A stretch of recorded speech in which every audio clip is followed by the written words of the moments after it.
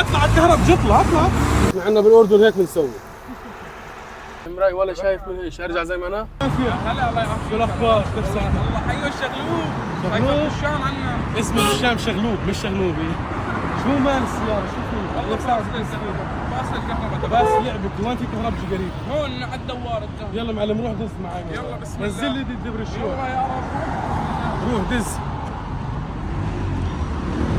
تعطيها اول وبتدعس. يلا. اشكركم هيك يا كثير. الله يكون بعونك كل ساعة بدز لحالك. اشتغلت اطلع الكهرب قدرنا نشغل له اياها على الشقة تعشيك. هسه بدنا نروح على الكهرب نصلح له اياها نشوف شو مال خمس سلك. هي حرام من زمان وهو بدز فيه. روح عاكس يا كبير. عاكس. سبب المعاكسة انه السيارة خربانة بتطفي وتشتغل. بس هد شوية صبية. خش يا كبير. خش عليه. خش عليه. ايوه بطلب خش.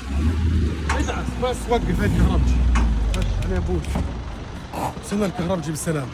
المعلم هون فاصلة عنده المروحة وفاصلة رمبة البنزين والسيارة محميانة معاه ناقصة مي. فاحنا ايش نسوي؟ بدنا نجرب هيو فالت. جرب هيك.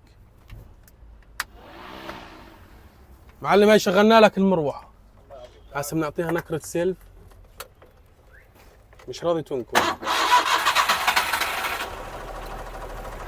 دعسة ديزل. خلينا نشيك على الطرمبة ورا.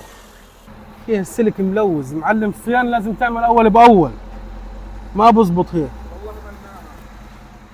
وبطاريته كمان نازلة هيك المفروض تشحن على الدينامو هيك خالصة.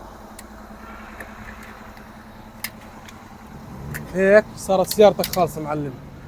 300,000 يا كبير. الله يجزيك خير حبيبي الله يسعد قلبك. نسينا نعبي لك مي عشان الأمانة ثواني.